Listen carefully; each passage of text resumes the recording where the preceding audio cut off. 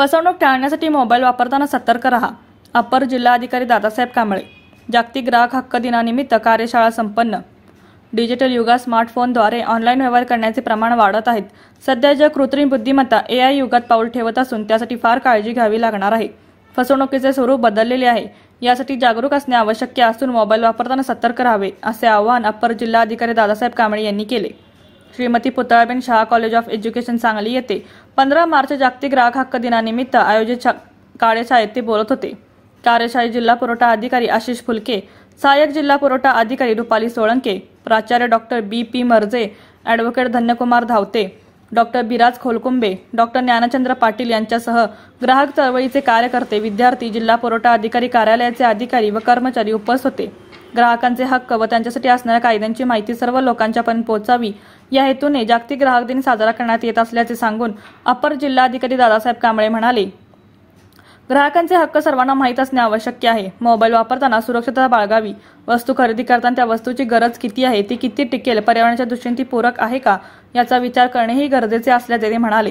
विविध वस्तू खरेदी करताना किंवा एखाद्या गोष्टीचा विमा उतरवताना त्यांच्यातील अटी व शर्तींची संपूर्ण माहिती करून घेणे आवश्यक आहे असे अधोरेखित करताना त्यांनी स्वानुभव सांगितला.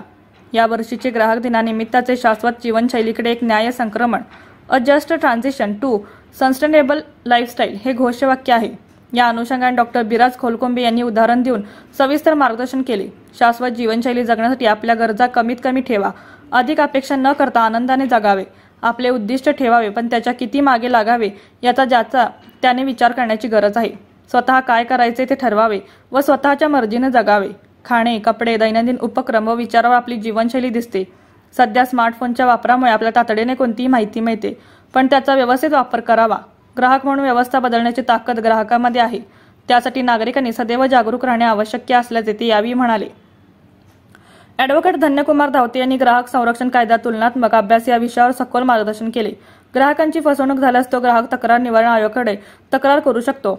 जिल्हा ग्राहक तक्रार निवारण आयोगाकडे 50 लाख रुपयेपर्यंत, राज्य ग्राहक तक्रार निवारण आयोगाकडे 50 लाख ते 2 कोटी रुपयेपर्यंत व 2 कोटीच्या वर राष्ट्रीय ग्राहक तक्रार निवारण आयोगाकडे तक्रार करू शकतो. यासाठी ग्राहकांनी संबंधित वस्तूबाबतचे बिल, वॉरंटी, गॅरंटी जपून ठेवावे असे सांगून त्यांनी कोणकोणत्या गोष्टीबाबत ग्राहक तक्रार न्यायालयात दाद मागता येते याची सविस्तर माहिती दिली. ग्राहक संरक्षण कायद्याचा योग्य वापर करून लाभ घ्यावा असे आवाहन त्यांनी यावेळी केले. डॉक्टर ज्ञानचंद्र पाटील म्हणाले, ग्राहक चळवळ पुढे नेण्यासाठी सर्वांनी डोळस होऊन लिहिते व्हावे, झटावे, जेणेकरून ग्राहकांना न्याय मिळावे. प्रारंभी दीप प्रज्वलनाने कार्यक्रमाची सुरुवात करण्यात आली. प्रास्ताविकतात सहाय्यक जिल्हा पुरवठा अधिकारी रुपाली सोळंके यांनी ग्राहक दिनाचा हेतू विशद करून उपस्थितांचे आभार मानले. यावेळी जिल्हा पुरवठा अधिकारी कार्यालयाच्या वतीने प्रातिनिधिक स्वरूपात शिधापत्रिकेचे वितरण करण्यात आले.